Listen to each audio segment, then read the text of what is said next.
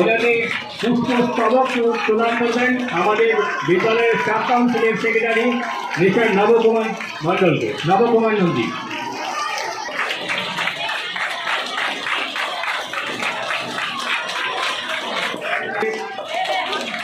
মণ্ডল সহসভাপতি।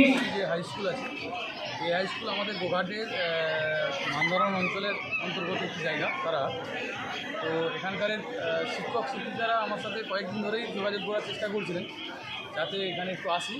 তো আজকে অ্যাকচুয়ালি আমার একটা সারপ্রাইজ ভিজিট বলতে পারেন, সেইভাবেই এসেছি। আর এখানে শিক্ষক থেকে শিক্ষাকর্মী এবং ছাত্রছাত্রীদের যে উৎসাহ দেখলাম, বর্তমান সময়ে দাঁড়িয়ে আমি একজন বিধায়ক হিসেবে এসেছি এমন কিছু বিষয় নয়, তারপরেও আমার স্টুডেন্টদের মধ্যে যে উৎসাহ দেখলাম মারাত্মক। আগামী দিনে এই স্টুডেন্টরাই কিন্তু ভারতবর্ষের ভবিষ্যৎ তথা আমার গোঘাটের মুখ এই স্টুডেন্টরা আগামী দিনে উজ্জ্বল করবে। আমি স্টুডেন্টদের উদ্দেশ্যেও কিছু বললাম যাতে আগামী দিনে শিক্ষকদের যে সম্মান ছিল বিগত দিনে, শিক্ষকদেরকে যে আমরা যে সম্মানে আসনে বসিয়ে রাখতাম, এই লাস্ট কয়েক বছরে শিক্ষকদেরকে কী বলবো আজকে পথে বসিয়ে দিয়েছে। তো সেই জায়গায় পুনর্জাগরণ চেয়েছি, যে ছাত্র সমাজকে আহ্বান করেছি যে আপনারা শিক্ষক শিক্ষিকাদেরকে সেই লেভেলে, ছাত্রছাত্রীদেরকে বললাম যে তোমরা সেই লেভেলে সম্মান দাও শিক্ষিকাদেরকে। আর সর্বোপরি তোমরা শিক্ষক শিক্ষিকাদের হাত ধরেই তোমরা যে ভবিষ্যতের দিকে, তোমাদের উজ্জ্বল ভবিষ্যতের দিকে আগাবে, সেইখানে তোমরা যে ক্ষেত্রেই কাজ করো না কেন, আমি একটা কথা বলে গেছি, পয়েন্ট করেছি যে রাষ্ট্রহিতে যেন তোমরা কাজ করো, অর্থাৎ রাষ্ট্র সবার আগে। ব্যক্তি আছি, আমার ব্যক্তি সত্তা থাকবে, কিন্তু সবার আগে রাষ্ট্রসত্তা হচ্ছে আমাদের কাছে সবার আগে মূল্যবান। কারণ আমরা সবাই ভারত মাতার সেবক, আর আমাদের আগামী যে আরাধ্যা দেবী অর্থাৎ ভারত মাতা, সেই ভারত মাতাকে পাথরে করে ভারত মাতার স্বপ্নকে আমরাই সাকার করব। এই যুব সমাজ, এই ছাত্র সমাজই আগামী দিনে সফল করবে আমাদের চিন্তনকে। তো এই আহ্বান রাখলাম। আর এখানকার শিক্ষকদের তো আন্তরিকতার তুলনা নেই। তো এই স্কুলের অনেক ডেভেলপমেন্টের কাজ ডিউ আছে, হওয়া উচিত। কারণ এই গ্রামীণ এরিয়ায় গরিব মানুষের পরিবারের ছেলেরা এসে পড়াশোনা করতে আসে, তারা তো আর কামারপুকুরে আরামবাগে যে সিবিএসসি আইসিএসসি স্কুলে পড়তে পারে না, তাদেরকে এই শিক্ষা প্রতিষ্ঠানের উপরে নির্ভর করেই আগামী দিনে আগাতে হবে। সেই জায়গায় দাঁড়িয়ে পশ্চিমবঙ্গের নতুন সরকার পরিকল্পনা করেছে শিক্ষা ব্যবস্থাকে ঢেলে সাজাতে চাচ্ছে।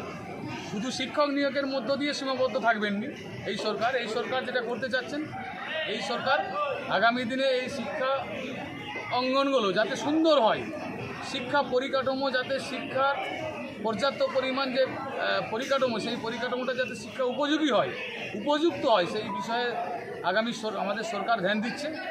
আশা করছি আস্তে আস্তে আগামী 2-4 বছরের মধ্যেই পশ্চিমবঙ্গের শিক্ষা ব্যবস্থার আমূল পরিবর্তন ঘটবে। আর পশ্চিমবঙ্গে যে আমাদের জাতীয় শিক্ষানীতি, যেটা স্বপ্নের শিক্ষানীতি, সেই শিক্ষানীতি কিন্তু কার্যকরী হয়নি বাংলাতে, সারা ভারতবর্ষে যেখানে কার্যকরী হয়েছে। তো সেক্ষেত্রে আগামী সেশন থেকে পশ্চিমবঙ্গেও জাতীয় শিক্ষানীতি কার্যকরী হবে। এবং আরেকটা যেটা আমাদের অনেকেরই ডিমান্ড আছে, আমার মনে হয় আমার সাথে আমাদের শিক্ষক শিক্ষিকারা একমত হবে, এই কলেজ এবং স্কুল সিবিএসসি এবং আমাদের পশ্চিমবঙ্গ সরকারের যে বোর্ডের পরীক্ষার যে ব্যবস্থাপনা, এই যে সিলেবাস এবং পরীক্ষার সময়, সেশন সময়, এই বিষয়টা যাতে সমন্বয় থাকে এবং এটা যাতে সামঞ্জস্যপূর্ণ হয়, তার জন্য আমি নিজেও সরকারের কাছে বা আমার সরকারের শিক্ষামন্ত্রীর কাছে এর আগে বিগত 3 দিন আগে আমার সাথে সাক্ষাৎ হয়েছিল অন্য একটা বিষয় নিয়ে, আমি সেখানেও তুলে ধরেছি যে স্যার এই বিষয়টা একটু দেখবেন। এটা শুধু আমার দাবি বা আমি বলছি এরকম নয়, আমার মনে হয় আপনি যদি এই বিষয়ে রিপোর্টিং নেন তাহলে সর্বস্তরে এই দাবিটা আসবে। আমরা যারা বাংলা মিডিয়ামে পড়াশোনা করি, তো আমাদের সেশন শুরু হচ্ছে জানুয়ারিতে, আবার যারা সিবিএসসি আইসিএসসি বা অন্য এপ্রিল, এই যে ডিফারেন্স 3 মাসে, এর ফলে কোনো স্টুডেন্ট যদি বাংলা মিডিয়াম থেকে সিবিএসসিতে যায়, সিবিএসসি থেকে বাংলা মিডিয়ামে আসে, বা কলেজ অ্যাডমিশনের টোটাল এই ব্যবস্থাপনার জন্য একটা ভালো পরিকল্পনা এবং সমন্বয় খুবই জরুরি। আগামী দিনে আমাদের সরকার এটা করবে বলে আমার দৃঢ় বিশ্বাস আছে। আর সার্বিক শিক্ষার মান উন্নয়ন, শিক্ষা অঙ্গনগুলোকে রাজনীতিমুক্ত করার যে অঙ্গীকার, এই প্রতিশ্রুতি আমি এখান থেকেই দিতে চাই, এটাই আছে।